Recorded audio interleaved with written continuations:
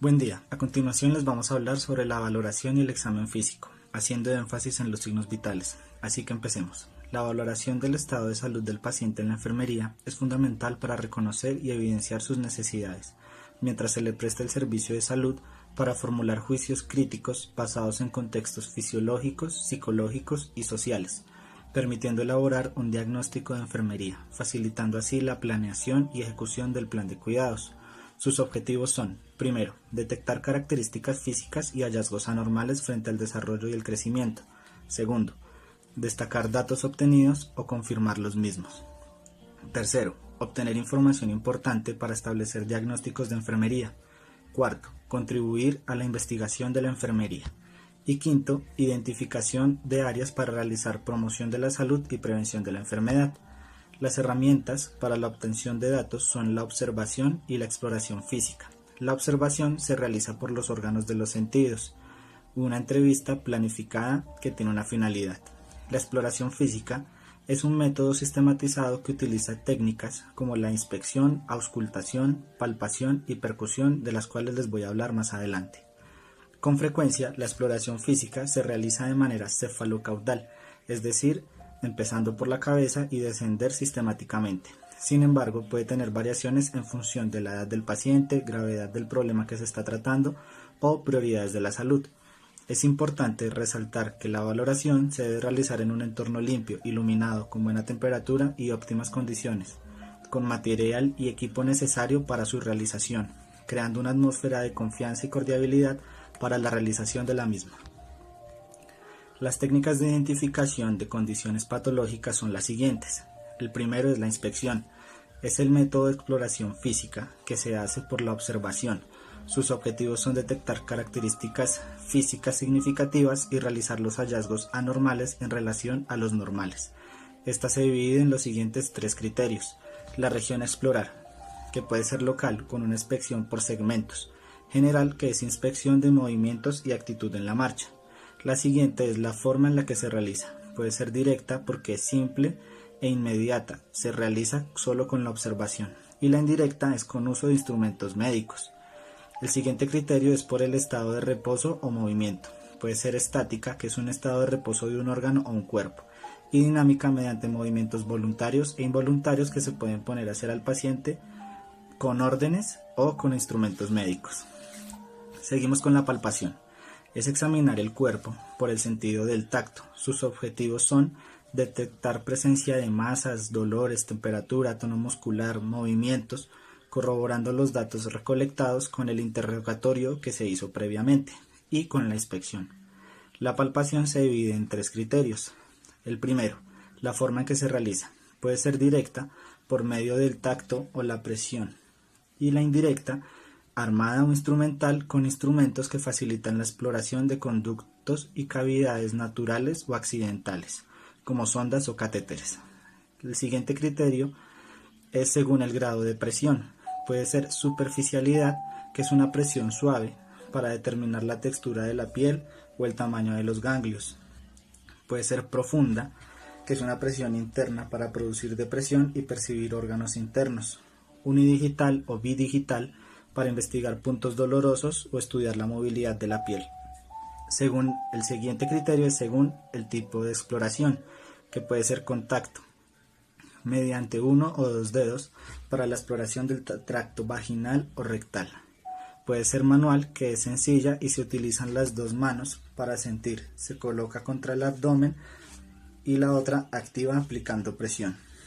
El siguiente método es la percusión.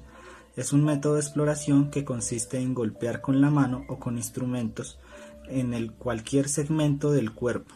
Sus objetivos son producir dolor y obtener movimientos u otros sonidos para determinar la posición o tamaño, densidad y de igual manera determinar la cantidad de aire o material sólido de un órgano. Esta se divide en tres criterios: directo o inmediato. Se golpea directamente en la parte superior del cuerpo con los dedos de manera suave, breve y poco intensa.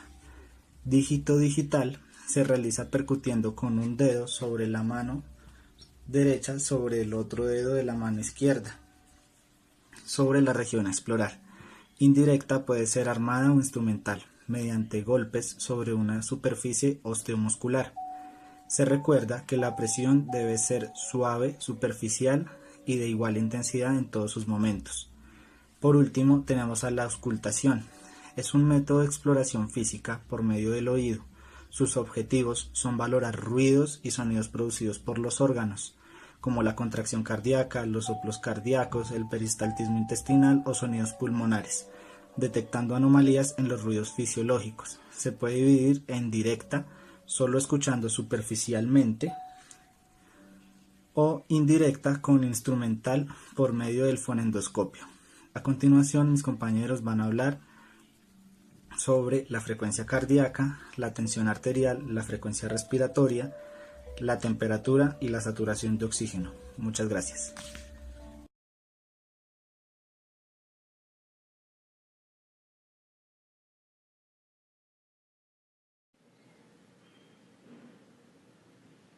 Frecuencia cardíaca. La frecuencia cardíaca mide la cantidad de veces que el corazón late en un minuto. Se expresa en latidos por minuto. La forma más utilizada para obtenerla es mediante el pulso. El pulso es una onda de sangre creada por la contracción del ventrículo izquierdo del corazón. En general, la onda del pulso representa la cantidad de sangre que se encuentra en las arterias. Sin embargo, en algunos tipos de enfermedades cardiovasculares, las frecuencias cardíacas pueden ser distintas. En estos casos debemos evaluar lo siguiente: factores que afectan: edad, sexo, ejercicio físico, fiebre, medicamentos, hemorragias y estado emocional. Tipos de pulso. El pulso periférico está situado lejos del corazón, y el otro, que es el apical, que se encuentra en el vértice del corazón, un lugar conocido como el punto máximo del impulso. Las características: en la frecuencia encontramos que de 60 a 100 se considera normal. Fuera de ese rango puede ser taquicardia o bradicardia. En el ritmo podemos encontrar que es regular arrítmico o irregular arrítmico. El volumen podemos encontrar lo que es normal, disminuido, y en la elasticidad podemos encontrar ausente o rigidez. Todos los pulsos se pueden medir por palpación, menos el apical, que se mide por auscultación. En el siguiente video vamos a ver los puntos anatómicos para la palpación del pulso: temporal, carotídeo, axilar, braquial, radial, femoral, popliteo, tibia posterior. Arterial o presión sanguínea es esencial para que la sangre pueda circular por los vasos sanguíneos y cumpla su función de llevar a todos los tejidos del organismo el oxígeno y los nutrientes que necesitan para mantener correctamente su actividad. Esta se puede definir como la fuerza que la sangre ejerce sobre las paredes de las arterias. La que es más alta en este caso sería la presión sistólica, que es cuando el corazón bombea hacia las arterias, y la más baja es la presión diastólica, que se da entre un latido y otro del músculo cardíaco. Los valores que determinan la normalidad pueden oscilar entre los 90, 60 y 130-90 milímetros de mercurio. La hipotensión o tensión baja es cuando se produce una caída de 20 milímetros de mercurio sobre los valores que se tienen habitualmente. La hipertensión o tensión alta es si se superan los 140-90 milímetros de mercurio. Una de estas causas es el envejecimiento. Este conlleva habitualmente al aumento de la tensión arterial causada por el endurecimiento de las paredes arteriales, por lo que es muy frecuente que las personas mayores sufran de hipertensión. Hábitos o medidas para prevenir o mejorar la tensión arterial. Todos podemos adoptar 5 medidas para minimizar las probabilidades de padecer hipertensión y sus consecuencias adversas. Primero sería una dieta saludable, promover un modo de vida saludable haciendo hincapié en una nutrición adecuada. 2. Evitar el uso del alcohol. 3. Realizar actividad física al menos 30 minutos al día. 4. Abandonar el consumo de tabaco. 5. Gestionar el estrés de una forma saludable, por ejemplo, mediante meditación, ejercicio físico adecuado y relaciones sociales positivas. La tensión arterial media es el promedio de la presión arterial en los distintos momentos del ciclo cardíaco. Buenas tardes. La frecuencia respiratoria. La respiración es el intercambio de oxígeno y dióxido de carbono. Este se lleva a cabo en los pulmones, tejidos, entre la sangre y las células del cuerpo. La ventilación es el proceso por el cual entra y sale aire a los pulmones. La frecuencia respiratoria es el número de inspiraciones y expiraciones que realiza en un minuto. Hay dos tipos de respiración, la externa y la interna. En la externa, el intercambio de oxígeno y dióxido de carbono es entre el medio ambiente y la sangre capilar pulmonar. En la interna, el intercambio de oxígeno y dióxido de carbono es entre la sangre de los capilares sistémicos y las células. Entre las características tenemos la frecuencia, que es el número de respiraciones por un minuto. El ritmo son las inspiraciones y expiraciones iguales, pueden ser regulares e irregulares. En la profundidad, tenemos el volumen de aire inhalado y expirado, puede ser superficial y profunda. En la simetría, la sincronización del movimiento de cada lado del tórax. Hay algunos factores que alteran la respiración. Entre estos tenemos la edad, el sexo. En los recién nacidos es mucho más rápida.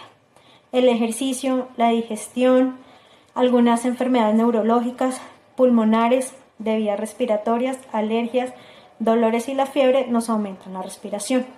Algunos medicamentos, como la morfina, los anestésicos, la atropina, cafeína, estos disminuyen o aumentan la respiración. La aplicación del frío, por estimulación de las terminaciones nerviosas cutáneas, la respiración puede hacerse más llena y profunda. En la aplicación del calor, con baños de agua caliente, puede aumentar la respiración en forma temporal y hacerse superficial. En cuanto a los valores normales, en los recién nacidos tenemos de 40 a 60 por minuto. En el lactante mayor tenemos de 30 a 40 respiraciones por minuto. En el lactante menor tenemos de 25 a 30 por minuto. En el preescolar de 20 a 25 por minuto. En el escolar de 18 a 20, en el adolescente de 16 a 18 y en el adulto de 14 a 22. Alguna de las terminologías que tenemos es la bradipnea, es disminución de la frecuencia respiratoria inferior a lo normal. La taquipnea es el aumento de la frecuencia respiratoria por arriba de lo normal. Las respiraciones periódicas es el cese de la respiración menor a 20 segundos, sin presencia de bradicardia o cianosis. La apnea es el cese de la respiración mayor a 20 segundos, acompañada de cianosis y bradicardia. La polipnea es la respiración rápida y superficial. La disnea es la dificultad para respirar. Esta puede ser inspiratoria o expiratoria. En cuanto a algunas de las alteraciones, tenemos de Cheyne-Stokes, que son ritmos profundos y regulares y se caracteriza por periodos de apnea e hiperventilación. Se presenta en casos de insuficiencia cardíaca izquierda, neuropatías tumorales, hemorragias cerebrales, meningoencefalitis, intoxicación por barbitúricos y morfina.